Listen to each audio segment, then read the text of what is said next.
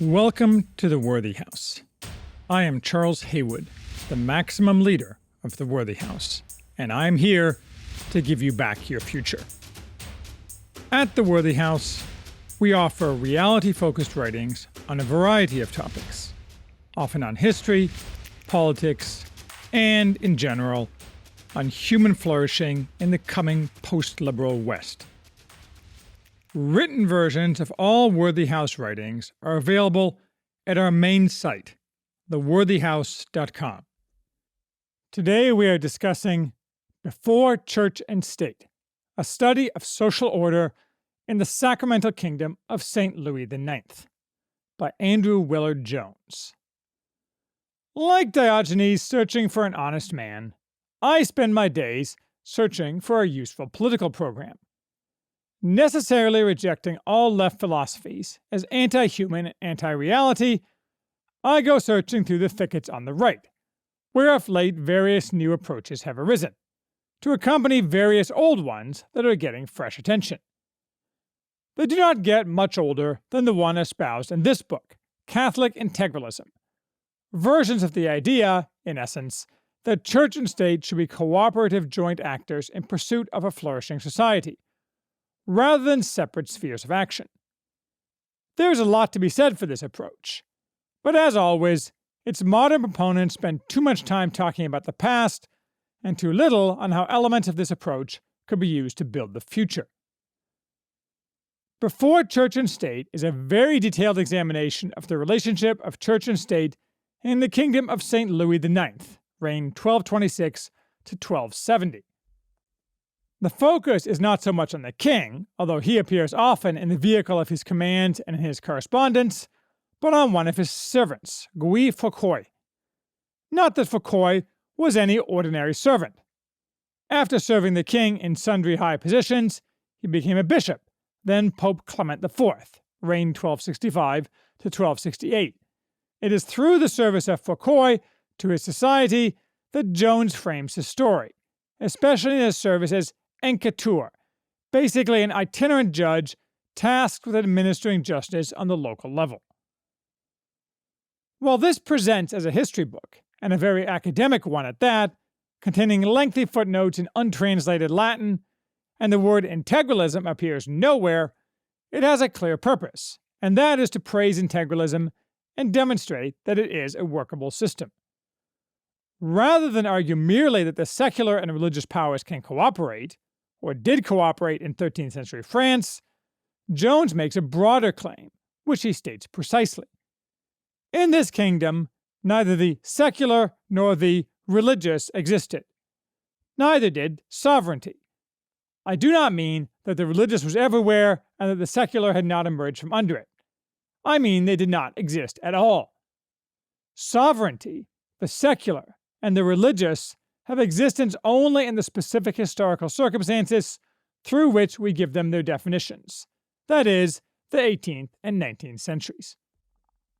Jones therefore rejects most of the definitional categories in which we think. This is a bold step. It flies in the face of all modern assumptions across the political spectrum. Carl Schmitt would not agree that sovereignty is a modern creation. Karl Marx would not either. And separation of church and state is a critical part of the Enlightenment project of atomized liberty and emancipation from unchosen bonds. According to Jones, the aim of Louis's kingdom was not for the king to exercise power for himself, or for the church to do so. Rather, the goal was simply peace, defined broadly. All those who held any kind of power had that same goal, which Jones, following contemporary usage, terms the business of the peace and the faith. The business involved two major powers, the crown and the Roman Church, and their functionaries, like Guy Fauquois, were intertwined and interested in the same goals, not competing. They were, that is, conducting the same enterprise. Peace was the telos of society. It led to the telos of man, salvation. Legal positivism, this was not. Temporal power could be said to be legitimate only to the extent that it was ordered toward a goal that it shared with the spiritual power, salvation through faith and love, orthodoxy, And so, every action of the temporal power had an intrinsic spiritual dimension, and likewise every action of the spiritual power had an intrinsic temporal dimension.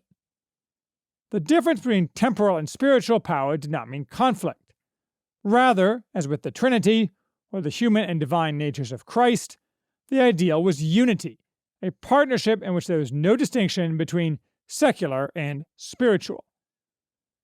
Certainly, there were many conflicts among both the great and the small. But rather than Hobbes' war of all against all, conflicts were waged within a sacramental context, within a conceptual universe where the temporal and the spiritual were intrinsically bound up together. The king, for example, viewed himself not as a mere temporal lord with certain powers and certain duties, but, like Charlemagne, as a Davidic king, bound before God and answerable at his throne to seek true peace, administer true justice, deliver souls to God, protect the weak, and strengthen Christendom. The Pope had a similarly expansive and overlapping view of his powers and duties, but that did not necessarily mean conflict. Rather, it meant that king and pope, and more importantly their functionaries, worked together to achieve society's goals. When we overlay modern concepts of sovereignty on this concept, we fail to understand how men of this era viewed themselves, as well as how they acted. Not that it was all men. Jones refers several times to, for example, women owning fortresses, and therefore being part of the business. This cooperation between powers meant that heresy was functionally the same as rebellion. A man could be excommunicated for rebellion, and rebellion shaded into heresy, as shown by contemporary use of complex terms, analyzed exhaustively by Jones, such as faidity, a marauder with heretical overtones, who disturbed the peace and harmony that was the goal of society. Nor was civil justice a monopoly of the king, something he handed down to others to exercise on his behalf. For example, the king could order that dueling not be used as a form of trial in those situations and areas where he customarily dictated the procedures of justice.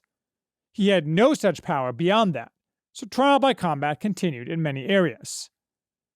This was a lived form of subsidiarity. Ecclesiastical law was much more than that dictated by the Pope. Non-ecclesiastical law much more than that dictated by the king. And law bore relatively little resemblance to modern statute law. It was one body of law with both ecclesiastical and non-ecclesiastical sources, with the same end goal of societal peace. Jarringly to us, though the norm in pre-modern Europe was that the source of most law was custom, except for canon law, applied only within the church itself. The vast majority of legal disputes put before the enquêteurs, or their ecclesiastical counterparts, with whom they overlapped and into whom they shaded, revolved around determinations of custom.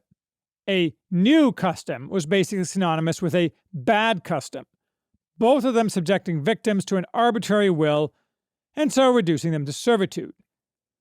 There was no set of parallel legal systems. There was a single legal universe, and its goal was peace through law, embodied in custom. It is worth noting that everything Jones describes falls generally under the heading rule of law, as opposed to arbitrary power. Although, as Francis Fukuyama has discussed, the rule of law is a purely Western concept, found nowhere in China or the Muslim world. You not infrequently hear uneducated people suggesting that the Enlightenment is the origin of the rule of law. Steven Pinker is particularly bad for this, but you hear variations on the claim very often. In fact, the laws explicated in Louis' Kingdom fully met A.V. Dicey's famous 19th century definition of the rule of law, as rephrased by the pseudonymous blogger Lexington Green. Restated, Dicey says the rule of law consists of 1. Disallowing arbitrary power, restricting the use of power to what is permitted by law. 2. Treating all persons to the exact same law, in the same courts, without regard to their status. And 3. Treating the officers of the government to exactly the same law as everybody else. Despite the remoteness from us of the kingdom of Louis IX, it was very like us in this way, or like we were until recently, which is perhaps the most important characteristic of a non-tyrannical government. So the book consists of a mass of data in service of Jones's basic proposition, almost all from primary sources. I can't tell you whether this is accurate history. As Jones freely admits, it contradicts the more standard narrative, which views Louis IX as conflicting with the Church in a struggle for dominance. My purpose here is mostly to evaluate what this view of life says for our future. A major fault line on the right, recently developed, is whether the modern order is redeemable at all. I have talked earlier of the civil institutionalists as one group of modern conservatives dissatisfied with the modern world and wishing to make a change. Among those interested in reaction, such as me, I place them as a subgroup of what I call Augustans, who take a dim view of democracy, as well as atomized liberty, and focus on power and its uses to remake society, in a way that will mostly be determined ad hoc within certain broad guidelines. The civil institutionalists also reject the Enlightenment, but focus on the specific desired characteristics of a revived society, not the uses of power to achieve a remaking. It will not be surprising that I am an Augustan, and am peddling my own coalescing political program, tentatively named Foundationalism. Their focus on societal specifics, rather than power, makes integralists a brand of civil institutionalist. Integralism is often thought of as the formal combination of church and state. That seems a bit odd for Christians. Whatever happened to give unto Caesar? Plus, that does not distinguish it from Caesaropapism, the domination of the church by the state. It would be more precise, I think, to say that integralism rejects the liberalism of the Enlightenment, and wishes to return to an idealized pre-Enlightenment form in which the Roman Church plays a critical role and has real power. Despite occasional efforts, like those of John Calvin, to form a Protestant integralist state, the idea has usually had little pull for Protestants, for reasons that are fairly obvious if you read Brad Gregory's The Unintended Reformation. I am all for rejecting the Enlightenment, and as I have discussed elsewhere, it is certainly true that little or nothing of the material success of the modern world has anything to do with the Enlightenment, and that as a political project, it is in its dying gasps. Whether some form of integralism is the cure, I am much less sure about, starting with my core objection to too much reactionary thought, that what we should be looking for is a new thing informed by the old, not the old thing itself. There are really two types of integralists. Despite the attention they get, I suspect you could fit all their supporters today into a provincial hotel's third biggest banquet room. Their only prominent mouthpiece is the Harvard law professor Adrian Vermeule, of whom more below. One group, the majority, though that is like being the world's tallest midget, holds to the idea, promulgated by Leo XIII in the late 19th century most precisely, that there should be separate spiritual and temporal spheres, with the former having the final word in areas of overlap. This form of integralism seems closely aligned with Roman Catholic thinkers.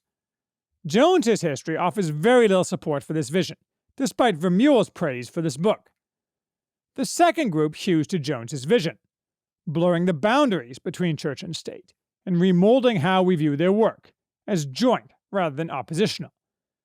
This seems to be generally the theory, and often the practice, of the Orthodox Church, though it too often shades uncomfortably into Caesaropapism. So far, simple enough. My plan upon reading this book was to review what integralists had to offer, through this book and other writings, and then analyze integralism as part of my overall project. The problem is that effort, other than reading this book, took all of 2 hours, because what I summarize above appears to be the whole of integralism. It has no depth. It is a parlor game, a thought experiment. Not only is there no plan on how to get from here to there is no analysis of what there will be, except for the Pope will be in charge. I guess that's a plan, but it doesn't offer much to chew on, now does it? It is no surprise that no integralist has written any book on integralism as a modern program, and their thoughts appear confined to tweets and occasional short articles on websites, where the articles are more about Catholic theology as it relates to politics, of which Aquinas, for example, had much to say, than about integralism.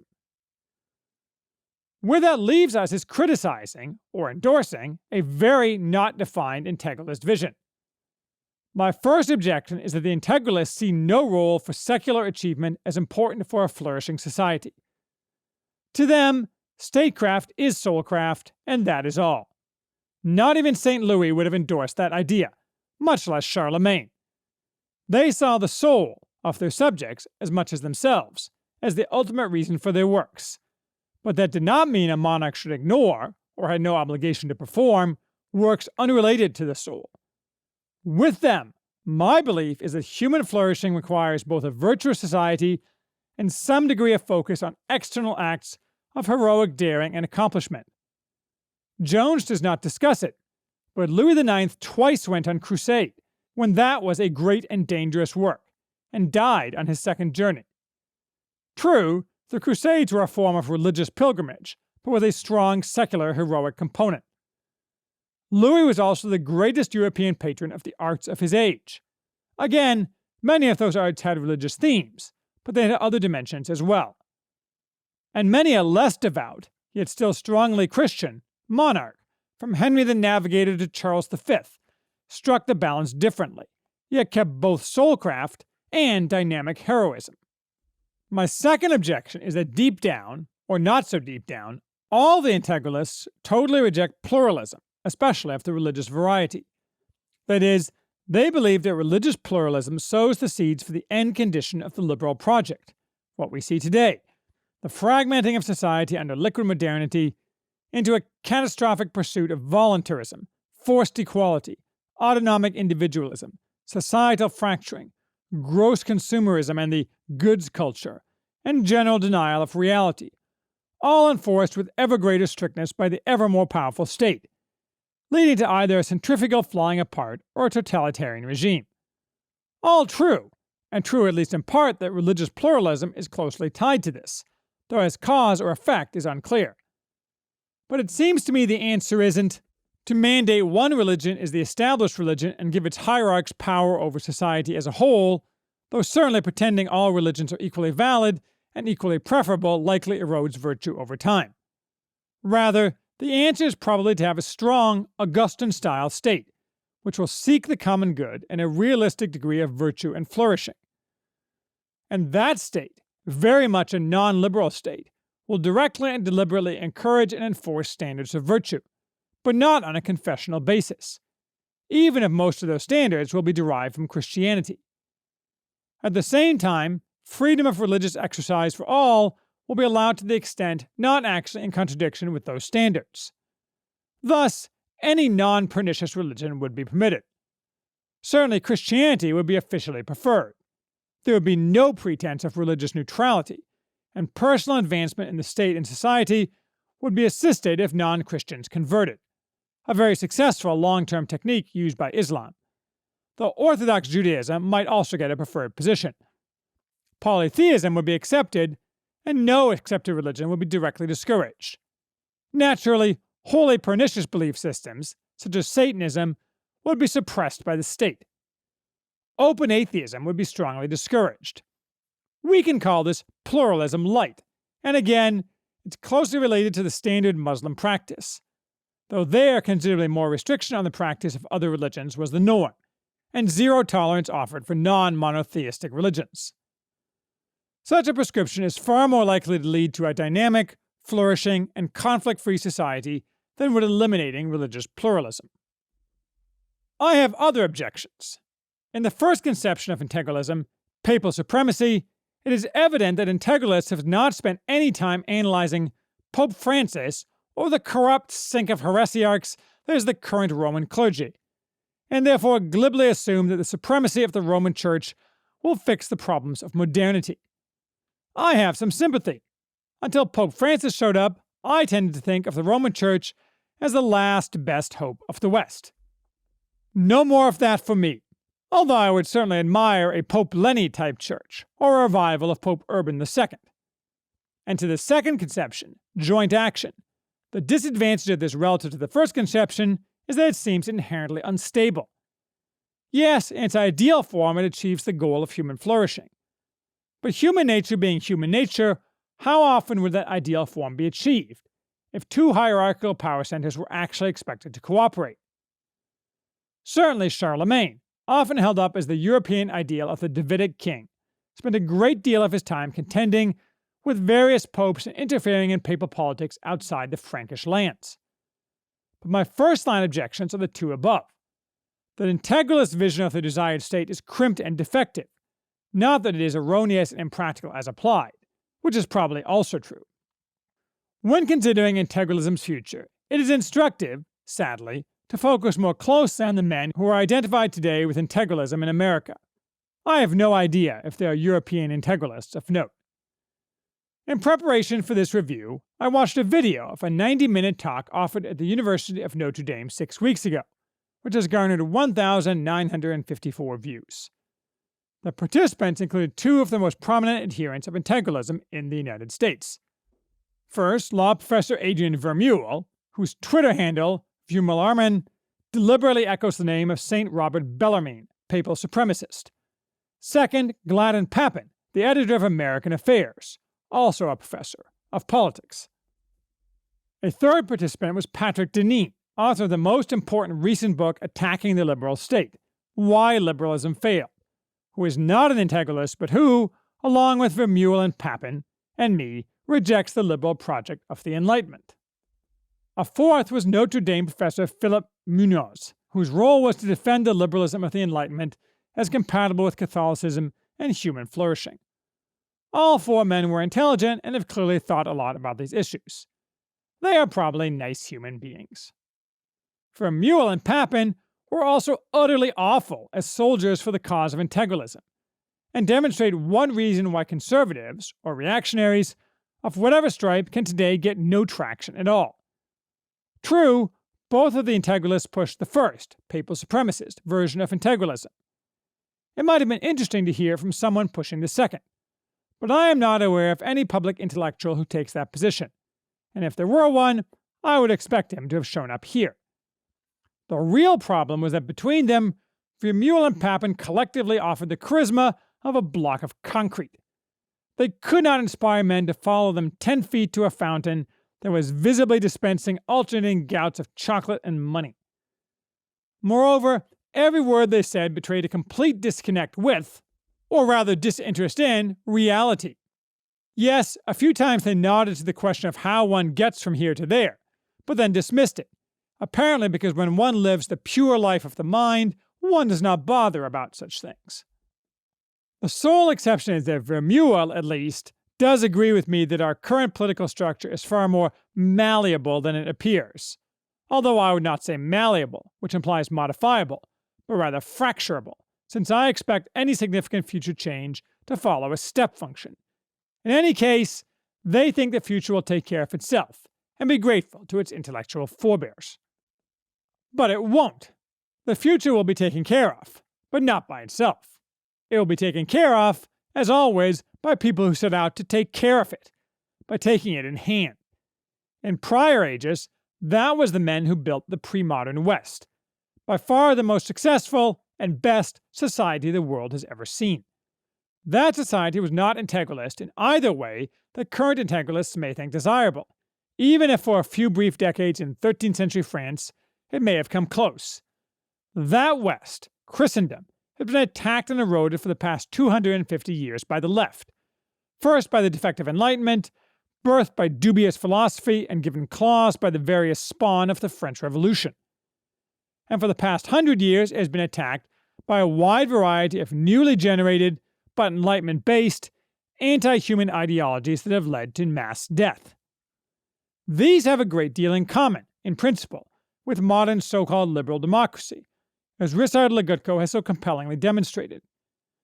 The men who created any of these worlds didn't spend their days hunched over in their chairs, reading uncompelling documents packed with Latin phrases, performing verbal kowtows to Leo XIII.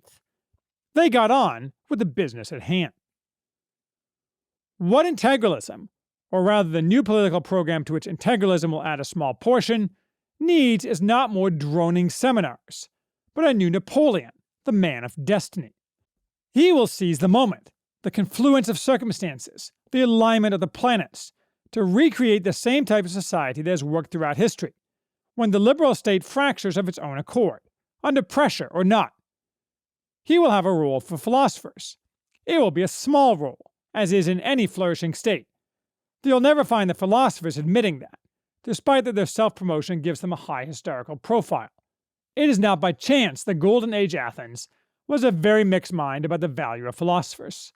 Still, Vermeule and Papin may get jobs. That state will enforce and encourage virtue. It will strongly endorse and strongly partner with religion, preferably Christianity, if we are to retain the morality that is the ghostly skeleton of all our Western morals today. It will not allow the Pope to tell it what to do, and its failure to do so will not mean that it lacks virtue or is somehow indistinguishable from the failed Enlightenment experiment. Of course, this requires first, or simultaneously, a near-universal renewal of virtue, uncomfortably analogous to Bertolt Brecht's famous call to dissolve the people and elect another. It does no good to have an Augustan state encouraging, and sometimes dictating, virtue if the people themselves lack all virtue, as, for the most part, they do today, ruined by the Enlightenment and, perhaps, by wealth. All that does is lead to disrespect for the state and an especially corrosive form of hypocrisy. Nor should the organized church be a direct participant in efforts to change the state. The new Napoleon will not be the new St. Louis. He'll be lucky to get to heaven at all, much less be canonized, given the things he'll have to do to bring the West, and perhaps humanity as a whole, through the time of troubles. Perhaps, after all, we are not waiting for a new, and doubtless very different, St. Benedict, but a new, and not so different, Augustus or Justinian.